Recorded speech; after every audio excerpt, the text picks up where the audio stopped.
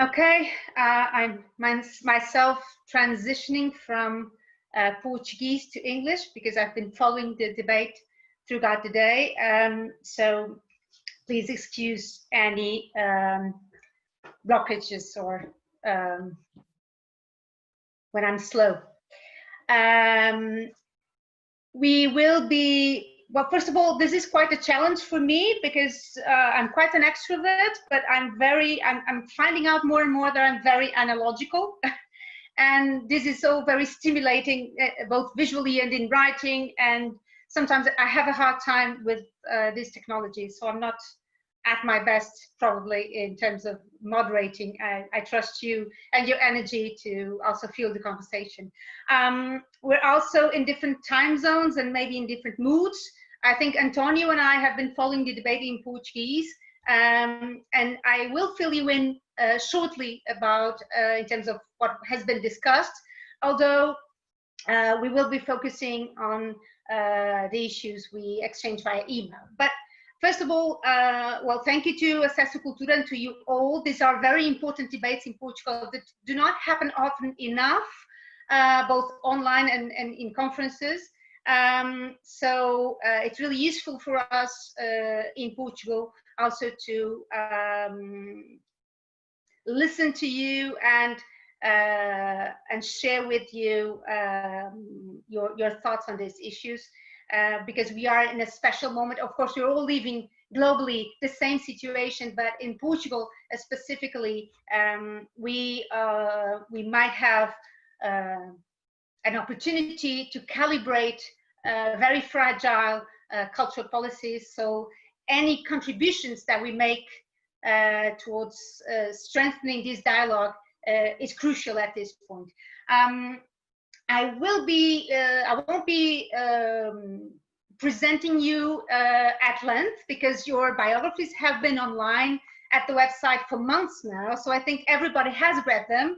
So very shortly, just out of courtesy, for everybody who's listening to us and watching us, we have with us Deborah Cullinan. She's the CEO of the Yerba Buena Centro for the Arts in San Francisco.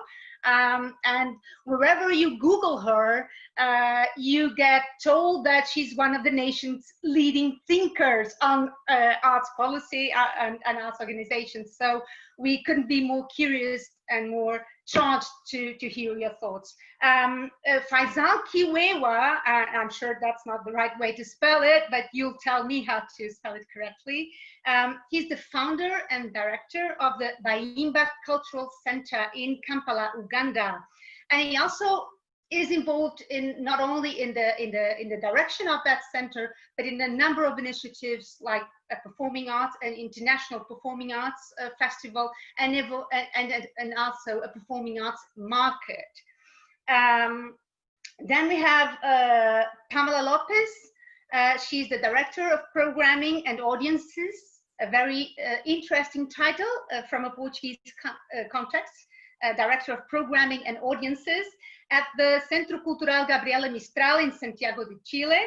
And she's also the author of a very interesting and rare book about programming called Theatre Programming, Freedom and Silence, which has been on the Acesso Cultura website also in the suggested reading list. So I urge you to check on that. Also, Chiara Organtini, she's joining us from Italy. And she says about herself that she's both a curator and a creative producer. And I think I will be wanting to know more about why you call yourself that. She has worked at a number of organizations and situations, but strongly involved with the festival of the Santarcaneglo Festival and with Chaos and Multidisciplinary Arts Center. In Italy, as I told. And last but not least, the Portuguese member of the panel is António Pinto Ribeiro, who is a very well-known Portuguese programmer. He was responsible for a number of initiatives, but he's mostly known for being the programmer of at least two major institutions in the Portuguese context, which are the Culturgest and the Gulbenkian Foundation, for over 2 decades. So he has also always urges us to pay attention to other geographies, but is also always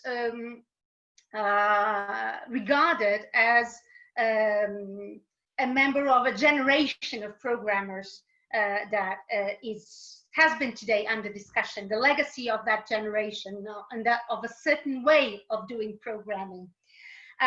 So I am in very good company, as you are, I think you're seeing. I won't be following an alphabetical order, because being a Vânia with a V, alphabetical order always strikes me as a bit boring and unfair. So I'll propose that we go randomly among each other quite freely, and that we address the issues that we have discussed previously. And just to, before I hand it over to you, just to share with the rest of the people and the rest of the audience, which are those themes? Because our panel is quite different from the previous two, which had a very specific focus, and we are in a territory of more freedom content-wise. So we discussed previously, and that's my challenge to you, is that we focus at least in two issues, which can of course be explored in a number of ways, but two pressing issues. The first one is the issue of power and power imbalances. Some people may think of power as an unequal distribution of power, be it between artists and institutions, between institutions and independent venues, between artists and audiences. Wherever you see or have experienced that power is unevenly distributed, that is something that we'd like to you to share your thoughts on. And the other second issue is the international programming, and it's quite an unavoidable topic at this point because of the pandemic. So and many of you expressed the need, the quite personal need to exchange on this, to what will be of international programming after this, and what makes sense after such a global shock. Maybe filling you in about the previous debates, which of course have been focused in Portugal and the Portuguese situation, but very much also questioning the role and the extent of the role and responsibility of programmers. So not a great deal far away from our own questions. I would say the question of institutions came up a lot. So the question of the position of the programmer as a position of power, also because programmers tend to be seen or reduced to programmers within institutions, which is not, of course, the same thing. So that's one of the things that we have addressed, and a number of other issues. I would start maybe by asking you about this issue of power, and I will start with Deborah. I mean, you live and work in the nation of power by excellence. One thinks of power and one thinks of the United States, well, and China. So I'm sure the issue raises a number of other political layers that are directly and indirectly related to our debate. But really, have you felt throughout your experience that power is unevenly distributed? And if so, in which ways? Mm-hmm. And has the recent pandemic in any way revealed more of that, or is it the same issues as before? Yeah, thank you, and thank you for having me. I'm very glad to be here. You know, I won't get the statistics right, but I've been hearing over even just the past couple of days that the 100 most wealthy men are, you know, significantly wealthier than they were when the pandemic started. And at the same time, everyone else is struggling. And I'm simplifying it. And like I said, I don't have the statistics right, but to me, the pandemic has brought into very sharp relief the power issues, the inequities, the injustices that existed before. Mm-hmm. And I think a lot about and refer quite often to the great writer Arundhati Roy, and a piece that she wrote sort of in the beginning of this called "The Pandemic is the Portal." And many people have probably seen it. If not, I highly recommend it. Essentially, she's saying that we have to move through this portal, and we can move through it either so heavy with all of our baggage, all of the power imbalance, all of the racism, all of the injustice, or we can go so lightly, then when we get to the other side, we are free to reimagine. And I really think that this applies deeply to the cultural ecosystem, certainly here in the United States. I think we've seen the power shift happening on our streets. I'd like to believe that our streets now in this country belong to people who believe that we can do better. And so for us at YBCA, we've been thinking a lot about how you shift energy in order to shift power, and what it looks like to create an organization that really is a truly inclusive home for artists and for people in community to come together in order to imagine things that can be better. So again, I believe we need to move through this pandemic, this portal, as lightly as possible so that we can make a change and make a system that actually includes the people who are living and working and struggling around us. Mm-hmm. Can you give an example of how you as a programmer or as a director, how can you enforce that change if you believe in that change? And it has been proved that we cultural workers are strong believers in that transformational aspect of culture. I don't know if that is a good thing or a bad thing, if we should be more skeptical, but if you are a believer, what can you do? What kind of decisions can you make that make the difference? Yeah, at YBCA, at Yerba Buena Center for the Arts, we had for more than 25 years been a multidisciplinary presenting and exhibiting organization. And the way that that worked before was siloed curatorial departments with a top-down curatorial strategy. And the way it works now is we collapsed all of the curatorial departments. There isn't a visual arts department. There isn't a performing arts department. There's a program and engagement department. And we are a team of people that are executing together on a vision. So it isn't individual vision. It isn't individual fiefdoms. It's an organization that believes that artists are central to making the change in the world that we want to make. So that's one. Two, we had before the pandemic for many years executed something we call the YBCA 100. So this is the list of 100 people who are most inspiring to us as an organization. And we created this actually probably 7 or 8 years ago as a way to democratize the curatorial structure in the organization. So it was initially just us as a team. And the idea was that we believe that it isn't just the curators who have really good ideas. It isn't just the curators who know the people who are shifting culture. It's the art workers. It's the artists on staff. It's the people that make up the organization. And so we did this internal process in order to unearth that and to come to know who is inspired in what ways. And the list that we came up with that the whole staff contributed to was so extraordinary that we knew we had to go public. So ever since then, we've now made this public list. And during these last several months, we're actually creating a participatory public process to create the list.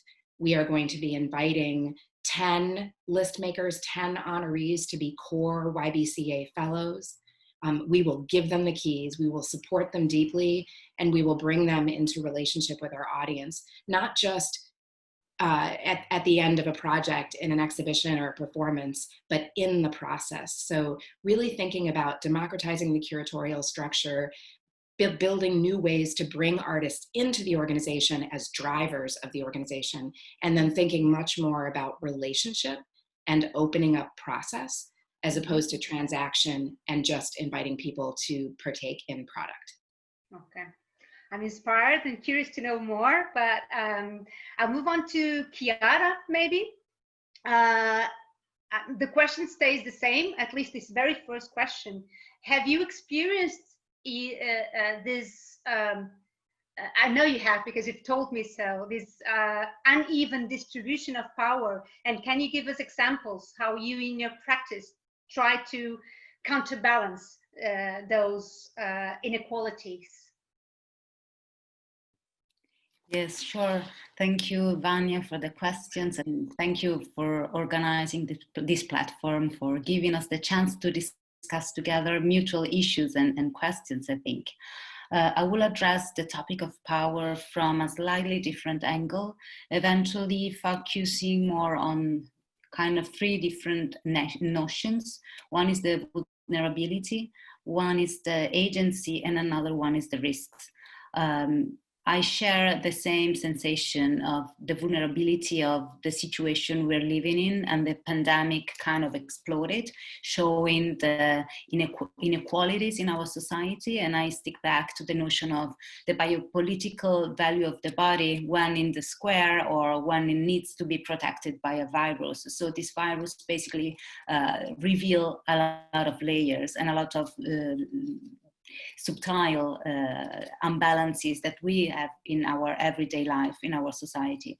Coming to the cultural sphere, this was also shown by how many institutions tend to protect their stability despite the crumbling world. So what was shocking for me is to witness a kind of emergency that was widespread and visible in our society, and then to realize that those who has the means to maybe provide that imaginative aspect that could help people to see how to escape and elaborate alternatives to the current issues were indeed much more preoccupied about their own pillars and conservative structure, how to maintain their power. So for me, what is necessary to understand is more, how do we get back to the power in the sense that it's connected to the agency and the capacity to change things.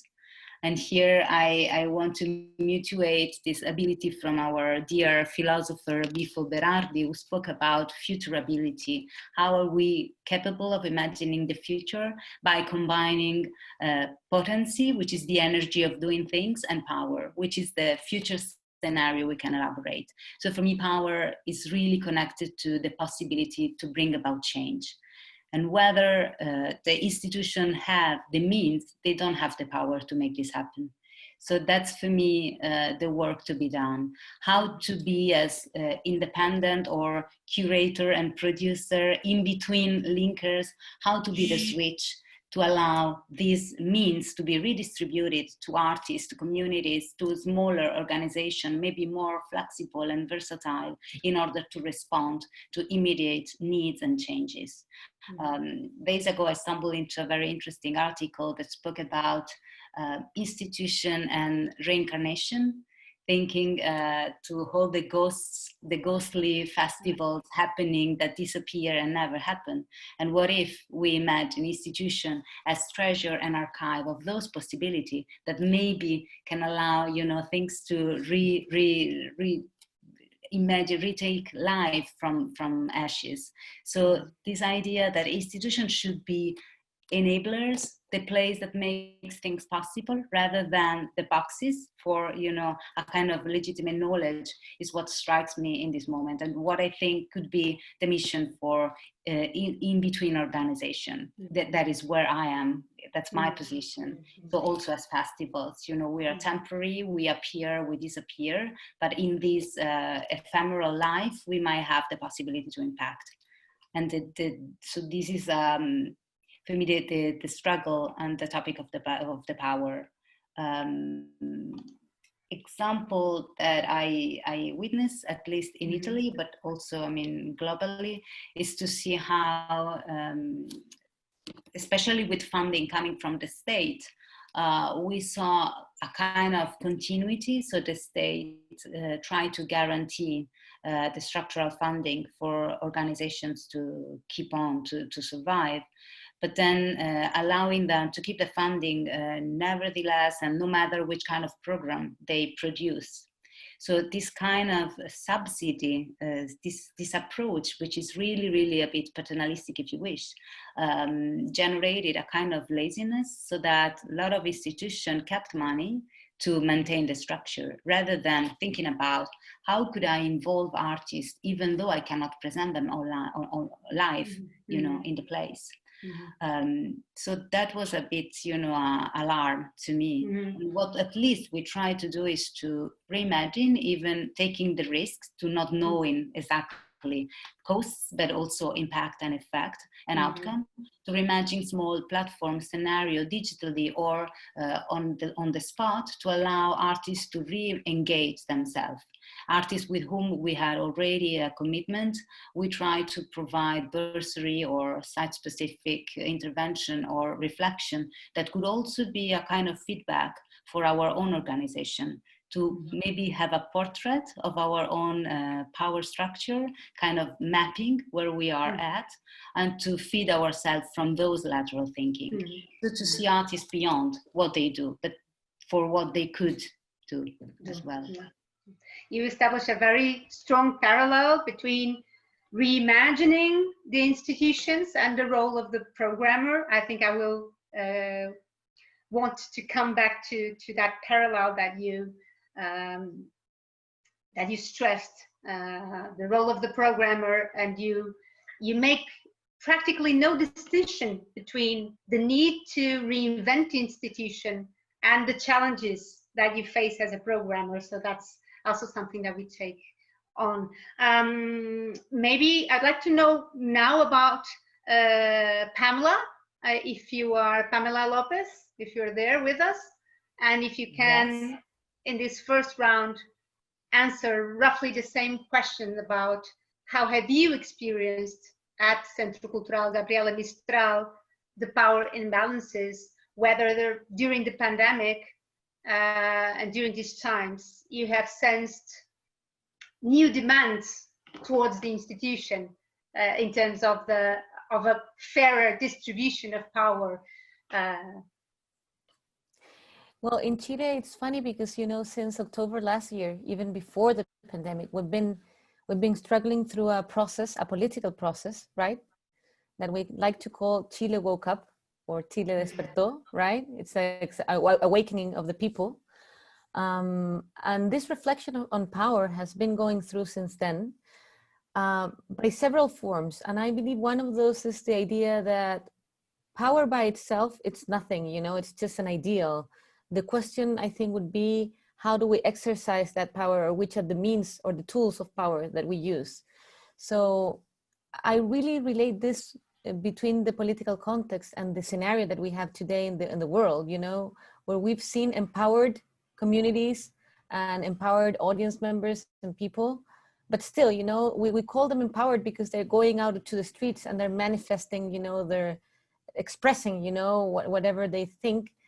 This unbalance of inequalities, as we call it in Chile, dignity, right? Which has been the premise.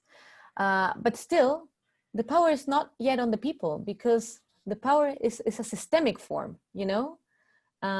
We're trying to deal with that right now with a change of constitution that we're gonna vote on a plebiscite in 2 more weeks. But in the art world, that systemic, or that system, has to do and relates a lot to institutional means of funding, you know. In Latin America, at least, we at GAM, we get 70% of our funding from government, and the majority of the artists and the organizations deal with a process where they have to apply every year for funding from the government, which has been, of course, threatened by the idea of the pandemic and the fact that, of course, there's going to be a lot of shortcuts, right? And a lot of different types of different budgets for culture in general. So I would say that funding becomes one of the systemic means of power that we have between organizations and independent artists, at least in a society as ours, which is heavily dependent on that system. And I would say that in result to that, collaboration and creativity has become a vital force, you know? being able to see how to overcome budget constraints has also to do with being able to becoming in a new aligned institutional way of being between not only GAM, but so many other constituents, right? And so many other people that we work with, including artists, including independent artists, including the government, of course, why not? And including private funding, and included several agents. So for us, collaboration has been a new paradigm in order to embrace that balance, you know, within power structures. I'm thinking very quickly of an example. I could say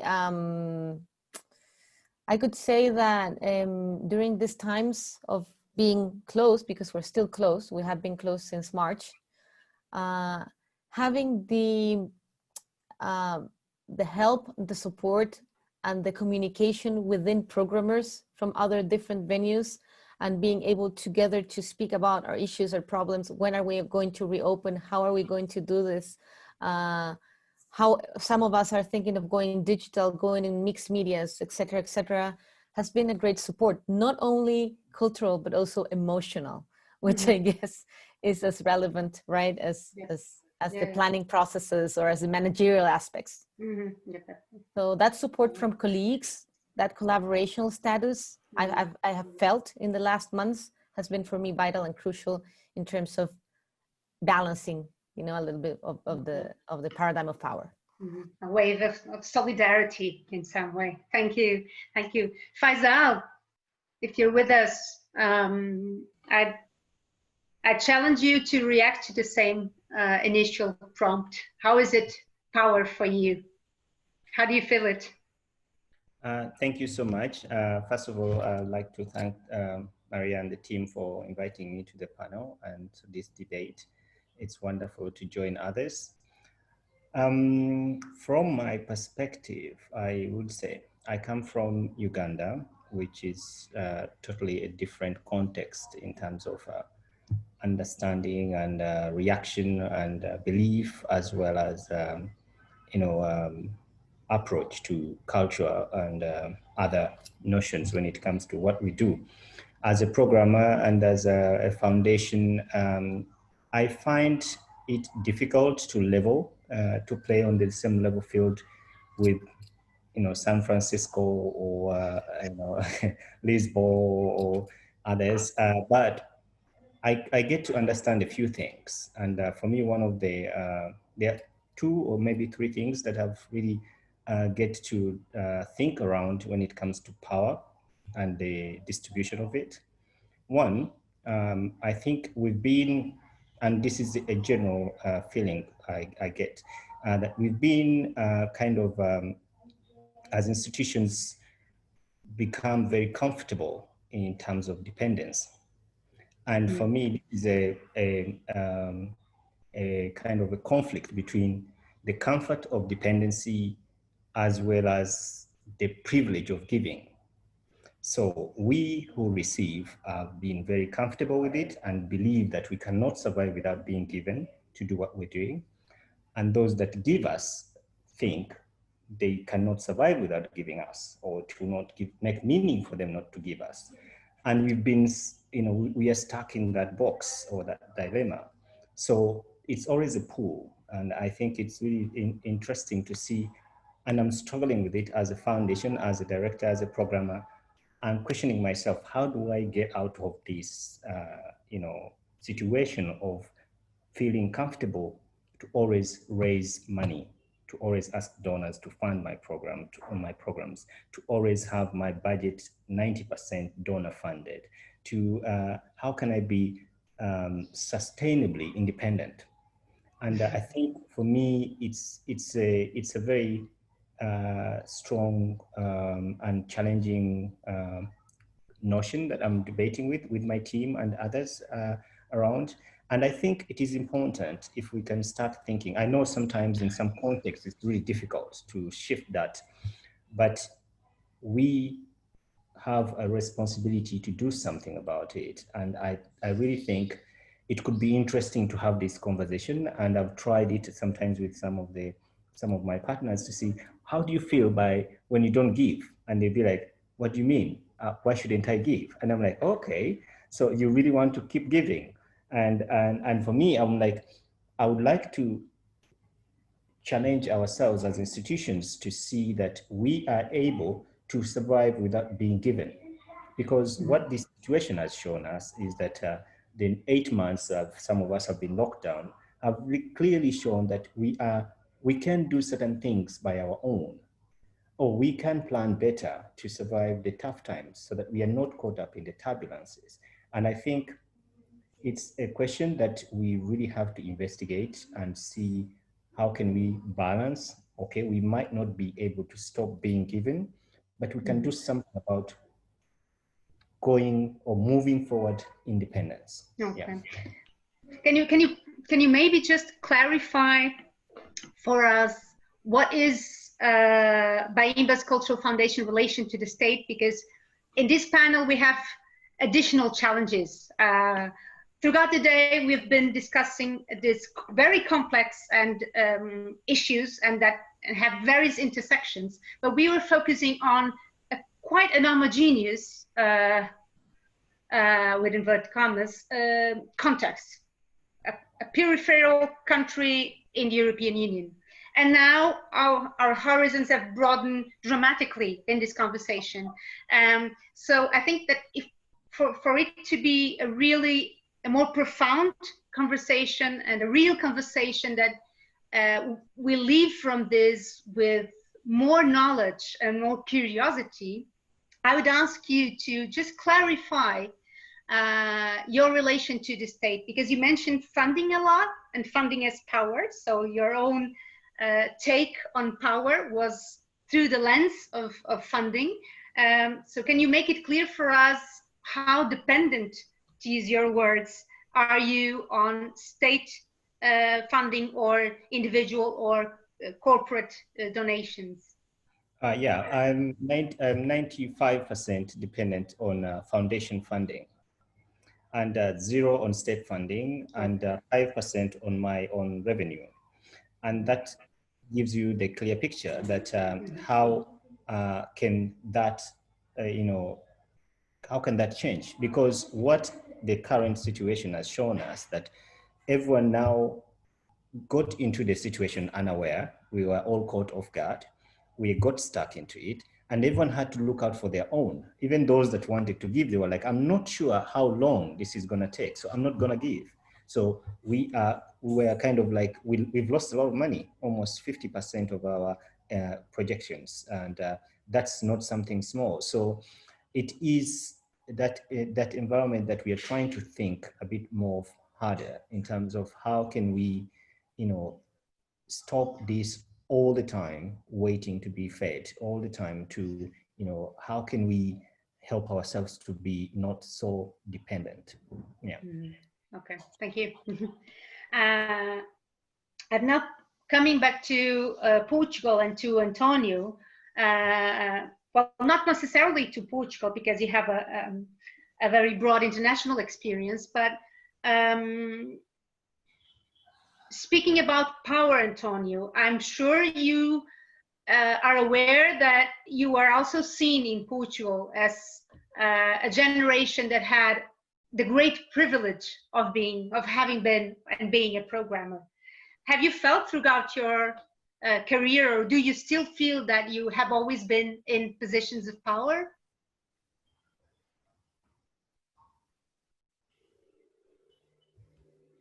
You have your mic off.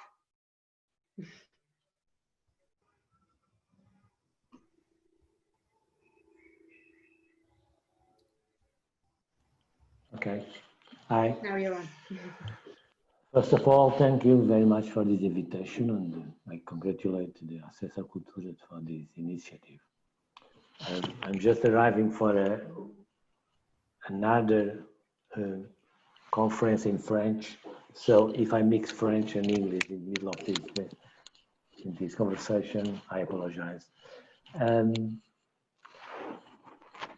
I would like to have a response about your main questions, but before to respond also to this precisely question, I'd like to say that, in fact, we failed in Portugal. Last 20 years, we failed absolutely. I mean, we are not prepared for, anyone was prepared for this pandemic situation, but in Portugal, maybe it is one of the countries in Europe where the situation is so fragile. And part of this is because we didn't fight enough during the last 20 years. And I think it's moment to go back to the politics long term. Because if not, maybe you can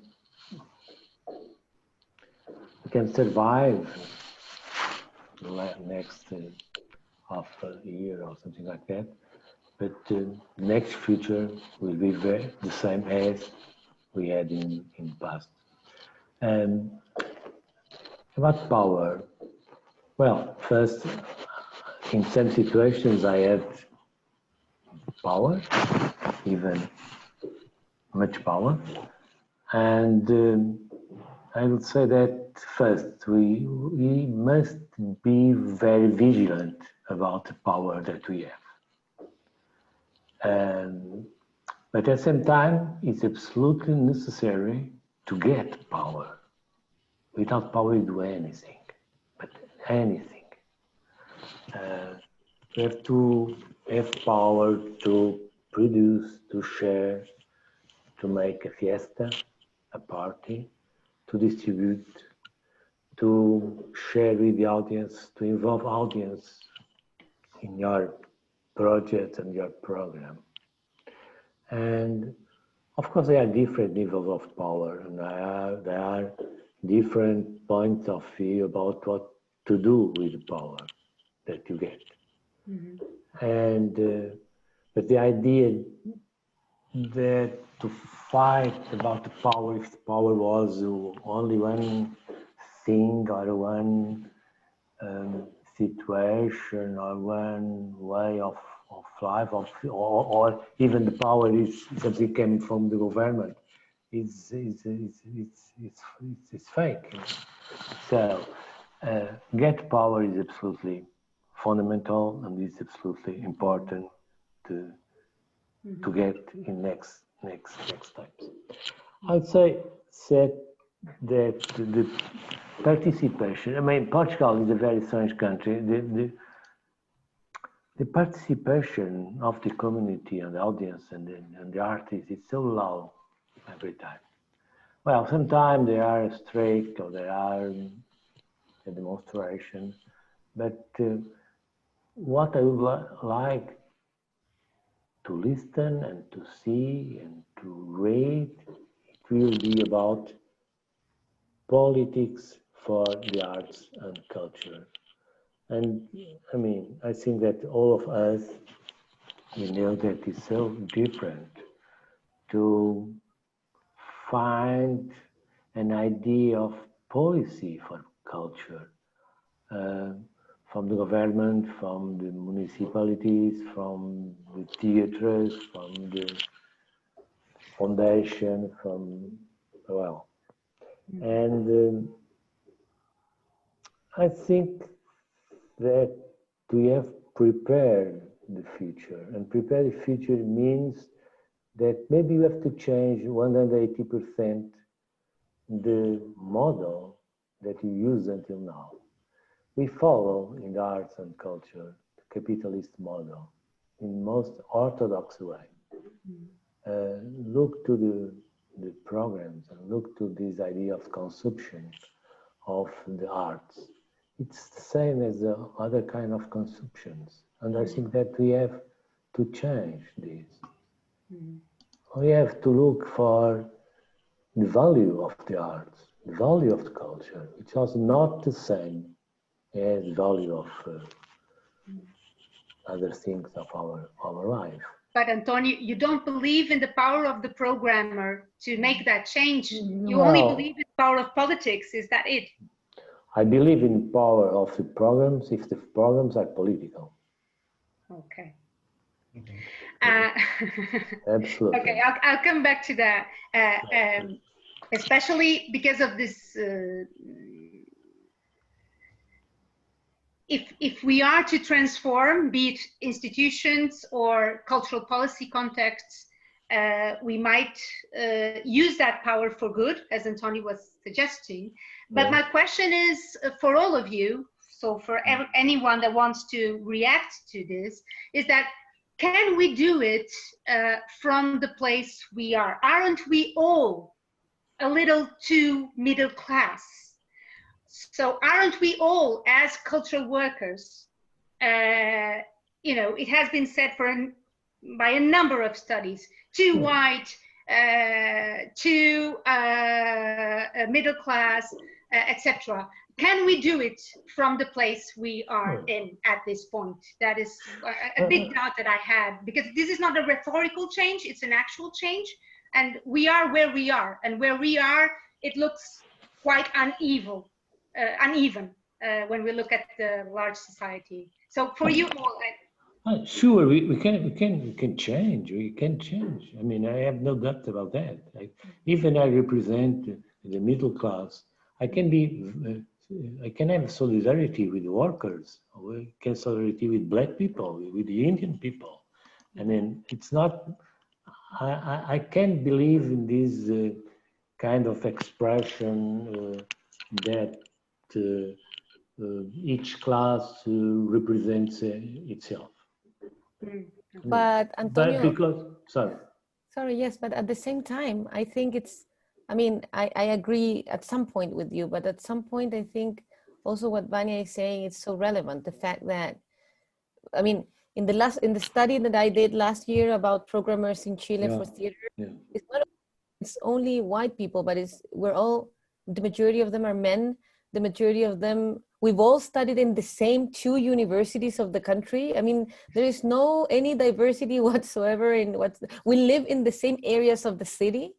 You know what I mean? So it's very dramatic, and it's very hard to change it from the perspectives where we are moving today within society. So my answer to that is not, of course, it's not that you have to let everyone go and hire new people, but probably what you need to do is to, like what Deborah was saying at the beginning, like to involve yourself in more participatory practices, you know, bringing in new ideas. We have to be very conscious about our limits for change. Of course, I don't pretend to have the key for change the world, or even change my neighbors, but I can do something. I mean, I can fight. I can trying to involve other people, even from other cities or other countries. I mean, even us. Maybe in this group, maybe not, but in the universe of the programmers in the world, we are so different. Maybe you have. I'm sure that we have interests absolutely opposites. I think that exchange was really so important. Like for me, Pámela, I completely agree. I think that we have to understand that we use a phrase at YBCA that the communities are the best deciders of their own future. And so we have tools and we have our great and vast creative resources that we can put in service of those processes, but we have to understand who's in the lead. But Deborah, are not you involved in these communities? So my point, Antonio, is that we need to step aside. Sure. And the way that we're doing that at YBCA is creating a whole new structure that centers artists, and particularly artists who come from communities that have not been served by big institutions. But we need to set the conditions for those artists to drive us forward. And I hope that there's room for all of us, but I'm also ready for there not to be. right? I think we have to step aside and let artists and artists of color, Black and Indigenous artists, LGBTQ plus artists, like let's let them drive us forward. I don't know. Deborah, just a comment. But Deborah, you have two options: or to pretend to be a leader of the community, or to be involved as a partner of the community. What I suggest that I think we're on the same page about that. Yeah, I think leading is to help create structures that are inclusive and that are thoughtful and that contend with the past. So absolutely. For some people, it's not only about fair leadership, but also about straightforward representation, and in terms of who gets to lead an arts institution and why. And when we look at, and maybe I'd like to invite Chiara and Faisal, who haven't talked a second time yet, to reflect on your own personal trajectory, both in terms of social class, social background, and academic studies, and how open, how predetermined was your own access to the arts, and do you still think about it as a programmer? Yeah, I think for me it's really very interesting, because programming is not something that I apply to. I didn't seek a job to be a programmer. I grew into it as a programmer, and for me it was also a question about what does culture or art mean to me as a person. And I think that gives me the foundation of decision and the balance in terms of work, choice, and programming. You know, it's not really about like, okay, I have some certain rules that are being pushed by the municipality or the government that I have to live up to these rules. No, I create the rules. And those rules are created because I am independent, I can choose, I can create my own artistic policy and my programming policy, and that really informs me genuinely from my heart. What kind of artists, how do I engage with them? How far do I go with the communities and the audiences? And how much do I make sure that everyone is equally represented? I don't see color. I'm not saying that I'm colorblind. No, I don't see color. I see art. I see the artist and the product. Because for me, it's not about, oh, the guy is black or is white, let me give him a chance to show. No, is the art good? If it's not good, I'm sorry, it doesn't matter who you are. If it's not good, I'm not gonna present it. So we have also to not be driven very much by the issue of race and color, but by what we represent. And we are all here to present art. And that art has to stand out so that the average audience is interested, so that they can come back tomorrow to support that same artist. So for me, this is the balance I try to find out. Of course, we have to look into those community engagements, making sure that everyone is involved or they get equal opportunity. But at the end of the day, the art has to be presented the best way possible. And that's, for me, that's the main thing. It doesn't matter who is presenting it. Is the art good? Yes. Are they good as artists? Yes. Then we are good to do business. Yeah. I think in some contexts, I thank you very much for that. I think in some contexts, a lot of programmers would be struggling to make a statement, like you said. So the idea that you can make your choices, your artistic choices as a programmer, irrespective of an attention to representation, is highly debatable in some cultural contexts today. So it's kind of refreshing to hear from you that you yourself wouldn't put that up front as one of your priorities.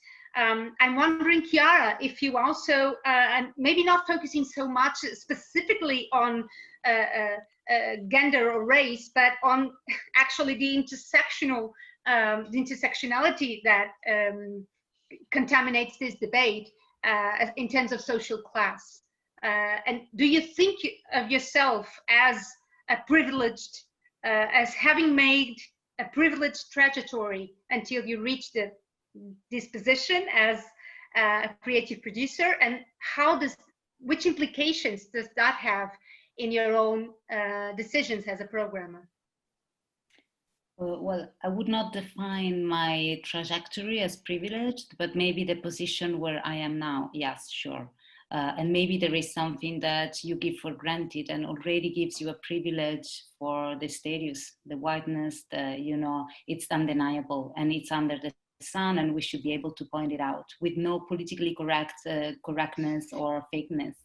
I did a very irregular path in my background. I never applied myself as Faisal for this position. I didn't even know what this job was about. So actually it finded me, and it was a long story. And coming from a very poor working class family where books were, something unnecessary.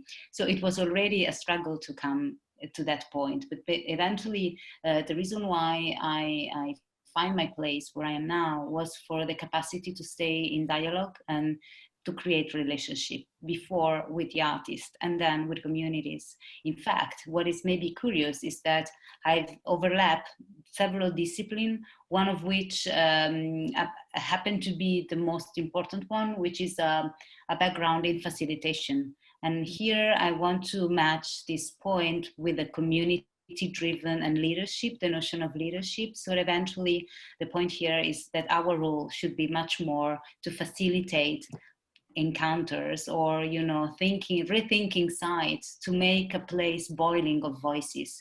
So for me also this topic of equality or representational is more is not about labeling and having quotas.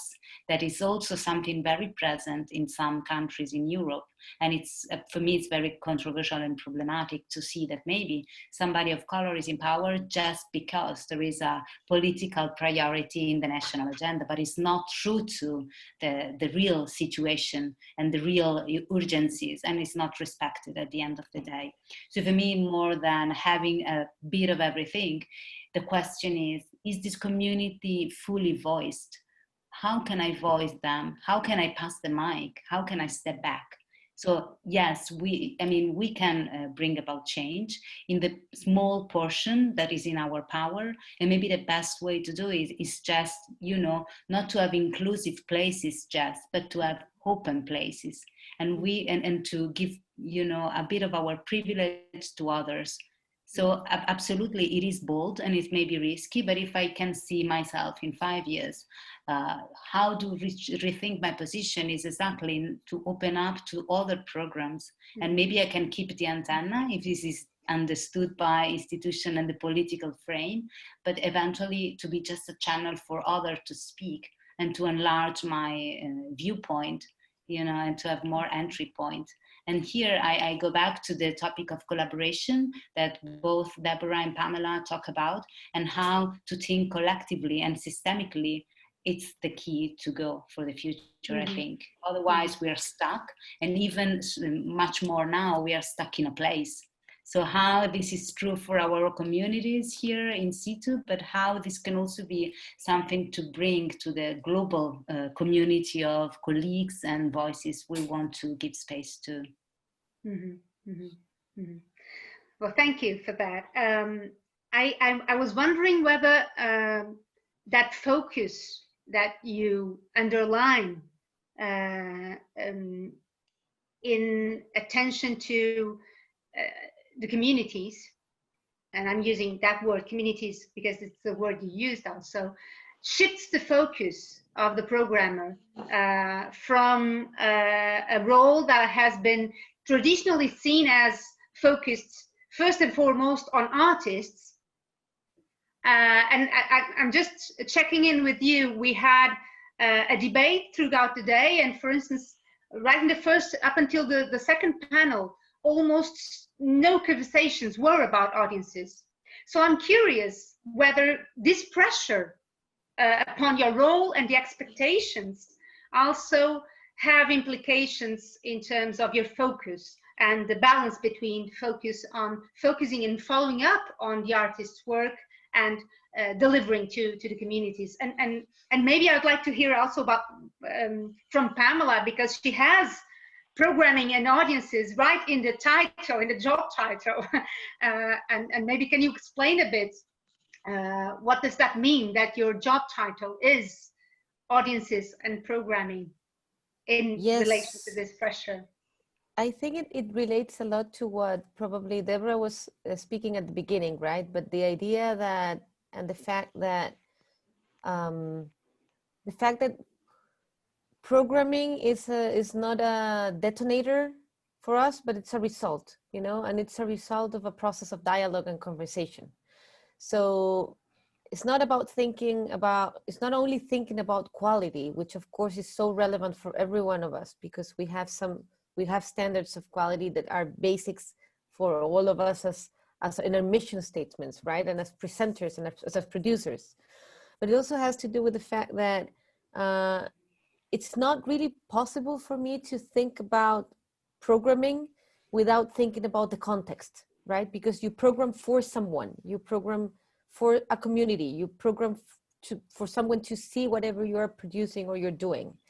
In that way, this is not a blind exercise, you know, it's not the fact that I could just go around the world or around Chile and pick all the artists I really love and put them together into a program of slots, you know, and that's not going to work. I mean, probably, yes, probably I'm going to have a lot of press, and probably I'm going to fill the house, or probably I'm going to have half of the house in, but it's not the way we want to work, because we believe, of course, in the fact that the mission that we are meant to be in GAM has to do with our audiences and about providing that experience of diversity, that experience of exchange, that experience of you know, of something that will provide them something meaningful. Mm-hmm. I don't know what that is, you know, and I know it sounds like a cliche because we all want to do something meaningful for people, but in terms of audience engagement and of audience participation, I believe that being able to listen and being able to be aware of what people want is relevant. That doesn't mean that you don't have a curatorial view, that you are not allowed to, of course, portray all the issues and topics that you wish to, and that you do not have a voice as a space. You, of course, you do that. But also it means that it's not a divided work. So for me, I'm in charge of a team of like 25 people. We're a very, very big team. And everything that we do has to be aligned with the premises and the ideas of artistic programming of high quality, but of course also of audience participation and engagement. Mm-hmm. Mm-hmm. Okay. I think Access Cultura is proposing that we stop for 3 minutes to give everybody the chance to breathe and come back, maybe changing our focus to the second issue of our conversation, which is international programming post-pandemic. I think it will be maybe a 4-minute break, something like that. Yes, thank you. Então vamos fazer um intervalo pequenino só para nos levantarmos um bocadinho e regressamos dentro de 4 ou 5 minutos. We have roughly only 25 minutes. It's not too much for a very broad panel. And I would very much like to go on to our other issue. But before that, there's a question that has fallen through our debates in the morning and in the early afternoon, which is about how do you, I mean, you talk a lot about the focus on communities, but you seem never to get to the point where you explain us clearly how do you do it. So we know, we are aware more or less of the processes to follow artists' work. Somebody is making a lot of noise in the background. I don't know who. Please, yeah. Okay. If someone has a lot of paper and a microphone on. So this is a question coming directly from the audience in the previous debates. Is we know more or less, we are aware of your processes to find and follow through closely the work of artists. But how do you do the work with the communities as a director, as a programmer? What do you do? How do you go and meet them? how is that in your daily practice? Because in your daily practice, I imagine, and I'm kind of stretching the argument maybe a bit too far here, you have meetings with artists, not with audience members. I'm stretching the argument a bit too much, just to for you to let me know. Vanya, very quickly, I want to give a very extreme example, and then I'm going to shut ahead. up to listen to my friends. But it's not what you plan to do. It's what you're there to listen to do, you know?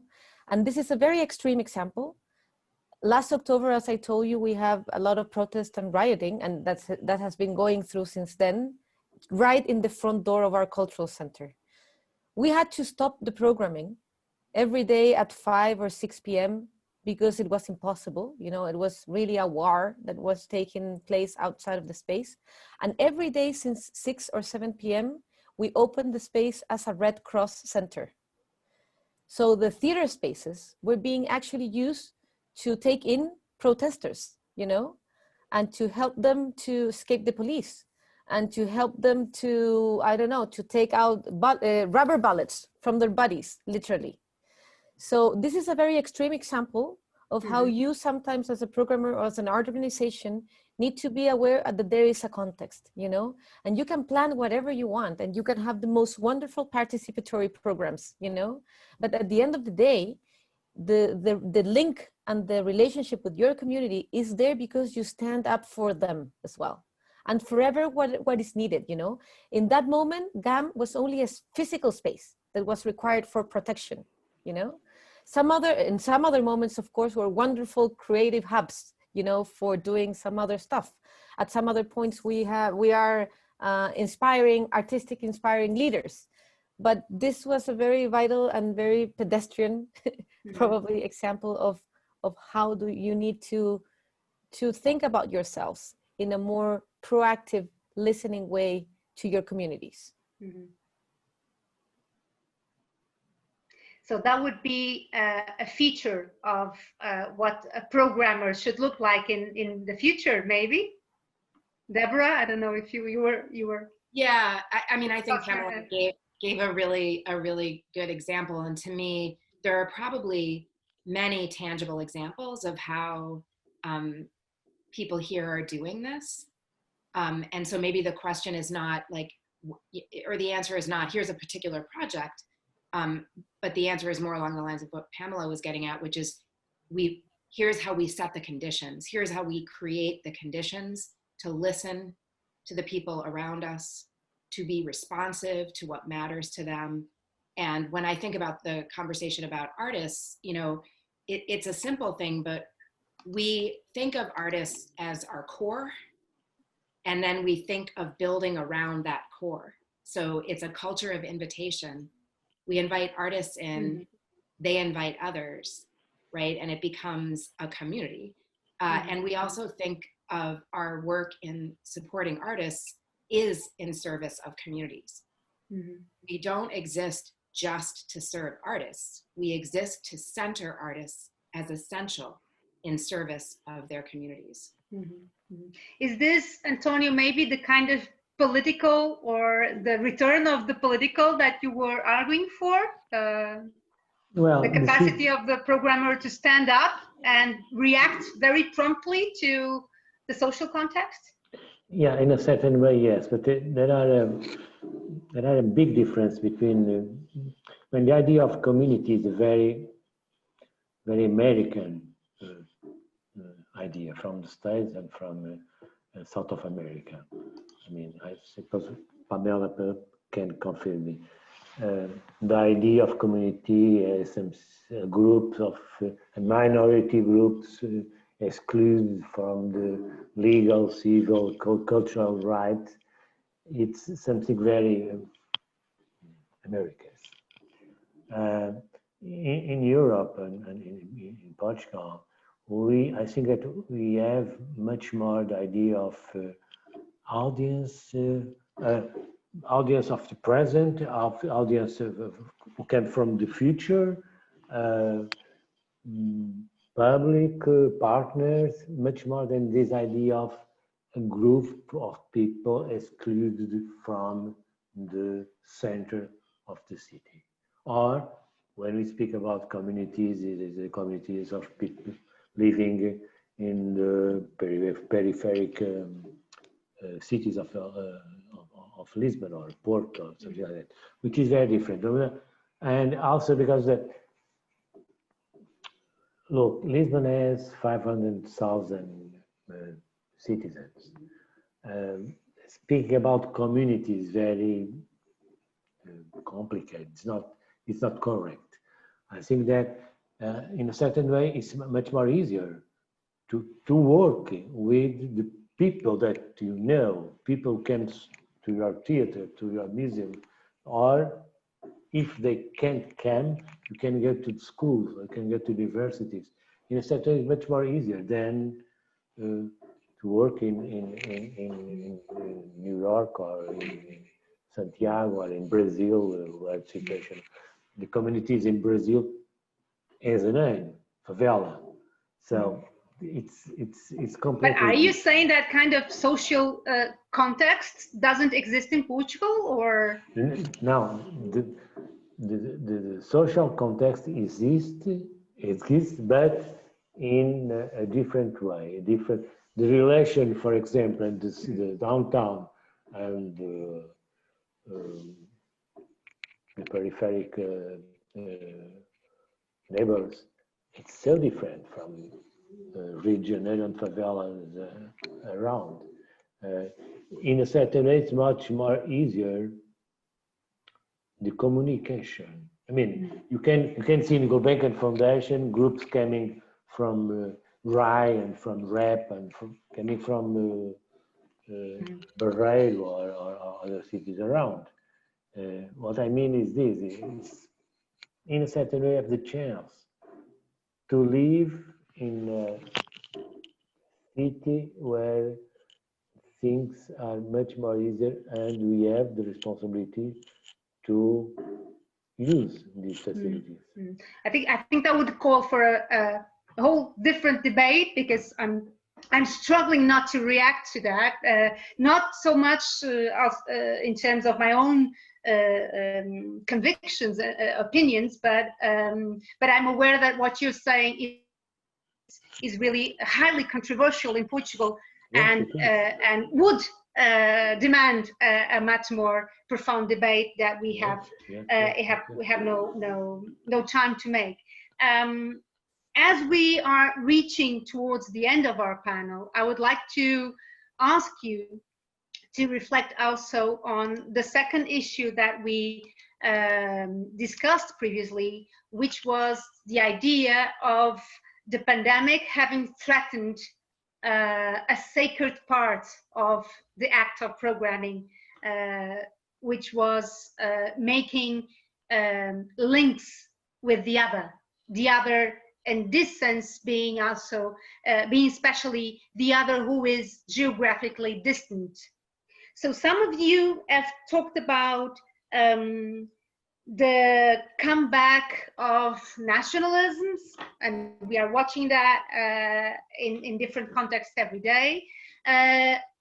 Some of you have also shared your preoccupations with the shrinking of our social imaginary if trends such as localism, as for instance the mega super curator Hans-Ulrich Albrecht has already said, that it will be a new trend. Isn't it dangerous that we reduce everything to trends, so that we have now, in response to the pandemic, at least two discernible trends? One is localism, and the other one is slow programming. Isn't this just marketing? And what are the dangers really hidden out there in terms of us not being able to travel as much and exchange as much? Are you optimistic or pessimistic about this? And any of you, of course.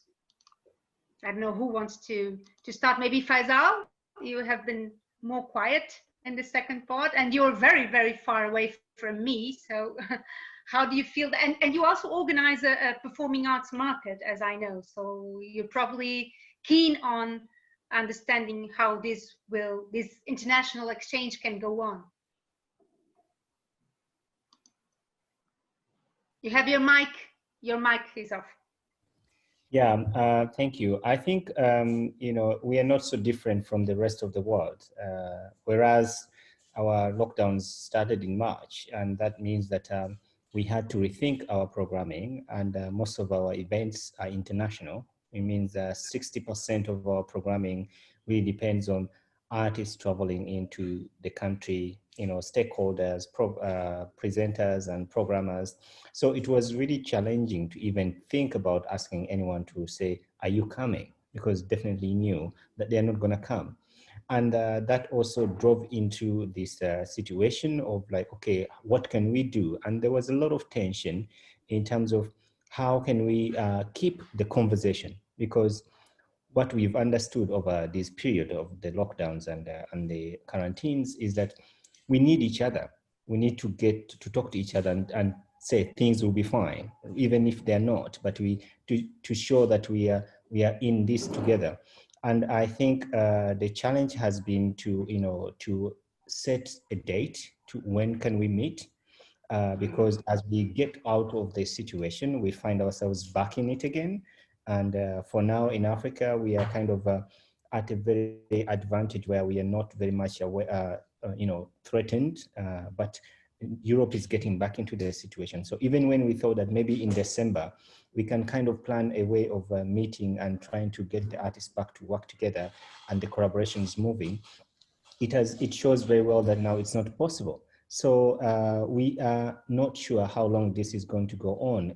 Either every winter it will be the same. So on the continental level, within the region, which it really helps us a lot, it's possible because we can move around among its countries, though we can't program artists from Europe. One of the things that has been really challenging for us is that we had really programmed, because going back to your audience and programming, we base our engagements with audiences with external participants, external programmers. So we had a program with the Blind Summit from the UK, and we wanted to bring Peter and the Pan to Uganda and to have a Ugandan version of this production. And that had to stop because we could not get the UK guys to Uganda. And that's really made a very difficult situation for us. So it's something that is going to continue to go on, but we are looking forward to when we can physically meet, because one thing I've understood throughout this period is that we need each other, and Zooming, it has become a fatigue for everyone. Everyone is really kind of getting tired of it, and they are really yearning to see each other and talk to each other physically. So that's where we are. Mm-hmm. Yeah. I see you're an optimist, so you still see the need for us to see each other physically. I urge maybe Pámela, Deborah, António, Chiara to comment on the same. I'd like to add one more moment. A brief comment. First, it's a big danger, this idea of this pressure to program nationalist artists is very, very, very dangerous. And there are a lot of pressures to follow this ideological approach to the cultural programming. So we have to fight against this.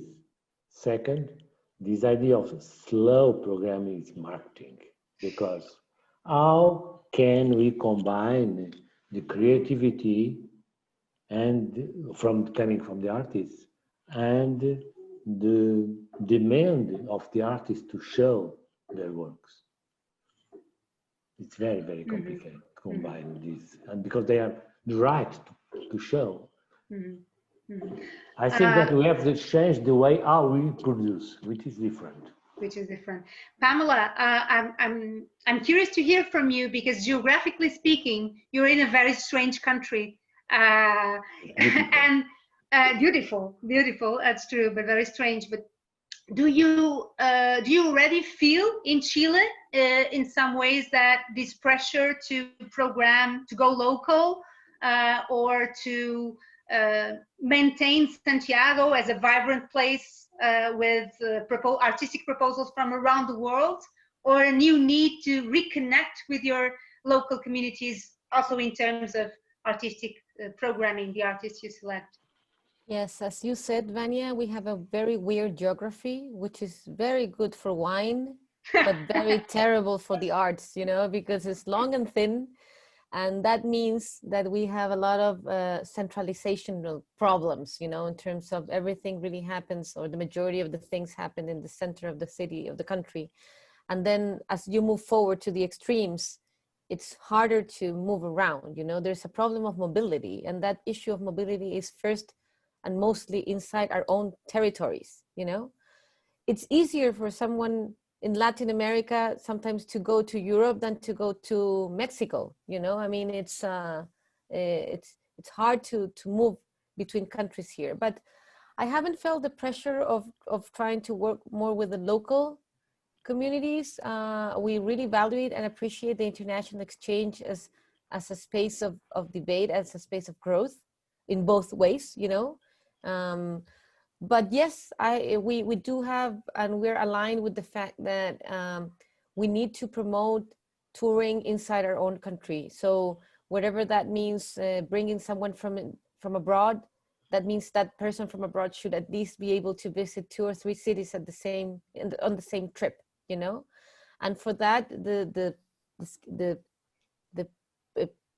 being able to collaborate, you know, and being able to create this pulse of action within different cultural centers or spaces has been vital. Mm-hmm. So I think that's more or less the idea, to take advantage, to make the most out of any production or any art form that we think it could come from abroad. Yeah. Okay. We're really towards the last, the final minutes of our conversation, but still on this issue, I'd like to hear from Chiara and Deborah. Not only if you have felt the pressure of localism, but also if you fear the implications of environmental concerns in your own job, and how seriously do you take those implications, and will those implications turn into demands in terms of what we expect from a programmer and his carbon footprint, to say the least? Either Chiara or Deborah for closing remarks, please.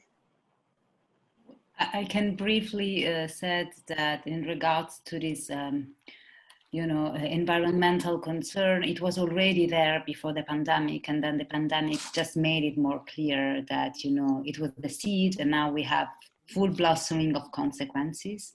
At the same time, I can't help but feeling that we won't stop traveling if possible, because it's essential, not only in the, touring, but more in the exchange and in the discovery, because there is something that cannot be replaced, and it is the casuality and the serendipity of encounter with artists that you might not have known if not in the place, that allow also to discover the underground scene, which is not normally channeled through the official programming of others that you might reach through a digital connection. What can be done, and it was already in the kind of sense and planning, is to rethink the traveling, to make it more profound and deep. So not to have, this hop off kind of visiting, but to really get deep into the place and to be more meaningful and thoughtful in the way you program your own visit, and maybe to have more study visits and investigation rather than jumping on a plane to just see a conference or a festival or a platform, but to combine and to discover much more deeply. There is something two points that really stick with me since a while. One is the community, and maybe we just have to problematize what communities mean, because we are all parts of so many communities that maybe we just have to work on showing the intersection of those. So not to work with a community, but to make communities by working, and to make different communities encounters. If this can happen, I feel my role as a program is political enough, and it's done. So it's not about talking about politics, but it's to make political gesture in this mixture. Another one is the slow programming. I'm not a big fan of that concept as well, because times is so urgent and fast changing that we need to react. At the same time, artists are absolutely creative and explosive, but they are struggling with a hyper-productive Kleenex effect market, which means they did works and production that has not fulfilled their life because of the pandemic. So if we urge and start programming again new stuff, it means they will feel the pressure with few means to produce again. So I'm not saying that we have to slow down, but maybe we have to rethink. What do we program? Do we program works or do we program artists? You know, and to give carte blanche to what they feel it's needed and can be done with the few means they have at the moment. So sorry if I'm just having this tour, but I think it's necessary to get deeper into some notion. Okay, you're practically, you're very right, and you're practically helping us reach a point where we feel all right making a conclusion. So thank you. And Deborah, maybe you want to just add up something?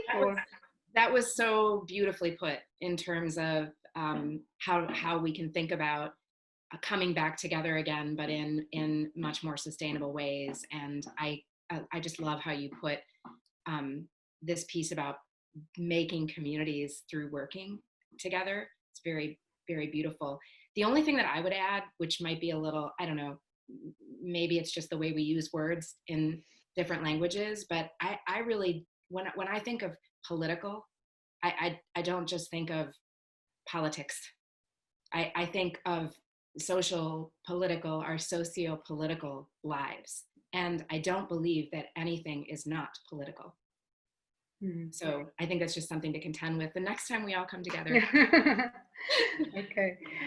So I thank you all very much. I think I will now give the floor to Maria.